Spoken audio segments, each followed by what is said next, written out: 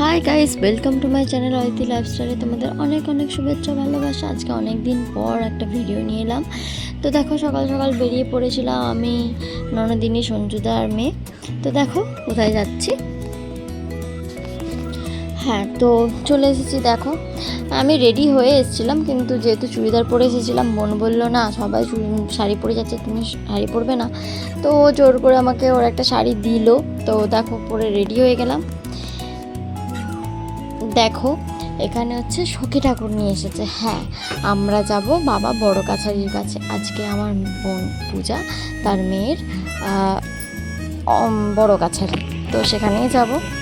এটা হচ্ছে পূজার মা।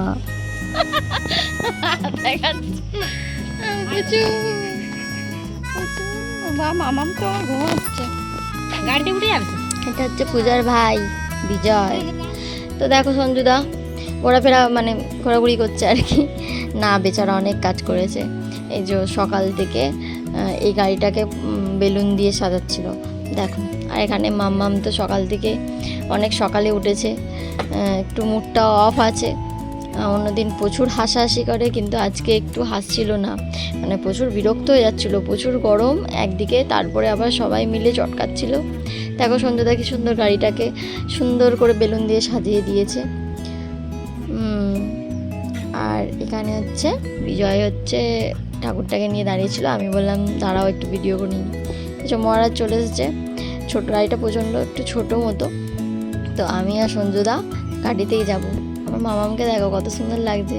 এই হচ্ছে আমার বোনের মেয়ে, যার যাবো ওর কাছে। আমি আর সঞ্জুদা আগে আগে চলে এসেছি গাড়ি করে, কারণ ওদের গাড়িটা ছোটো তো প্রচুর ভিড় হয়েছে। চলে এসেছি, এসে এই বসে আছে ওই মন্দিরের, এটা পিছনের গেট, তাই তো পিছনের গেটের এখানে বসে আছি, অপেক্ষা করছি। জল চেষ্টা পেয়ে গেছে, জল খাবো। অবশেষে বড় কাছেরই পৌঁছলাম। দেখো এত গরম, তাও দেখছো পুচকিটা কি হাসছে মায়ের কোলে বসে, তখন বাবার কাছে ছিল। তো যাই হোক, প্রচুর গরম পড়েছে, প্রচুর গরম, এরকম গরম। তারপরে দেখো পুচকুটাকে একটু মানে ফুল টুল দিয়ে সাজাচ্ছিল ওর মা, কারণ একটু পরেই ন্যাড়া হয়ে যাবে, তার জন্য বলে একটু ছবি তুলে রাখি। কিন্তু পুচকু তো একদমই এসব পড়তে নারাজ, দেখো কান্না করে দিয়েছে। তারপরে এখানে হচ্ছে পুচকুকে ন্যাড়া করার জন্য বসিয়েছিল, কিন্তু পুচকু এত কান্নাকাটি করছে, মানে কিছুতেই করছিল না। লাস্টে বললাম পূজাকে ওকে ঘুম পাড়াতে, কারণ না মানে কান্নাকাটি করলে কেটে যাওয়ার চান্স থাকে। তো লাস্টে পুচকুকে সবাই মিলে ঘুম পাড়িয়ে, তো দেখো এখানে ন্যাড়া করা হচ্ছে পুচকুকে। ঘুমিয়ে ঘুমিয়ে নাড়া হচ্ছে বেচারা। আর যখন ঘুম থেকে উঠবে দেখবে মাথায় চুল নেই। যা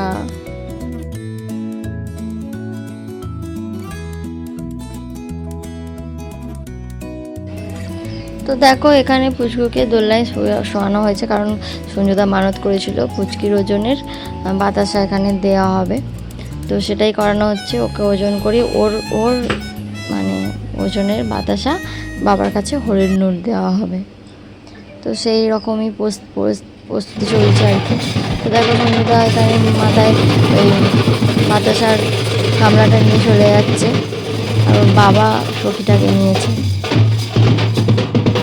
আর ওই দিন প্রচুর ভিড় ছিল, প্রচুর ভিড় ছিল।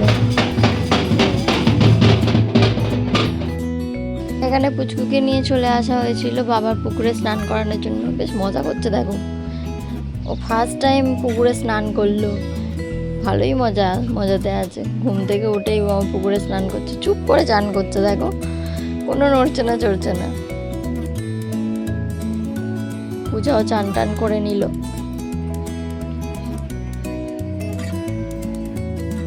তো এখানে বাবার কাছে চলে আসা হয়েছিল পুজো দেওয়ার জন্য। দেখেছো কত ভিড়, আর এই ভিড়ে বাচ্চাগুলোকে নিয়ে কি করে ভিতরে ঢুকবে সেটাই চিন্তা করছিল।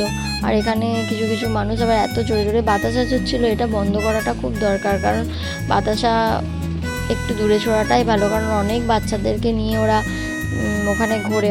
অনেক বাচ্চাদের মাথাতেও বাতাসা পড়ে, এক পূজার মেয়েরও পড়েছিল। বাবার জীবনেও দেখিনি এত ভিড়, প্রচুর ভিড় হয়েছিল ওই দিন। সো তাড়াতাড়ি বাড়ি চলে এলাম। তো বাড়ি এসে মুখের অবস্থা খুব বাজে হয়ে গিয়েছিল, শরীরটাও ভালো লাগছিল না। তো অনেক ভিড় ছিল, তাই ফ্রেশ হয়ে নিই আবার দেখা হবে অন্য কোনো ব্লগে তোমাদের সাথে। সো ভালো থেকো, সুস্থ থেকো, টাটা।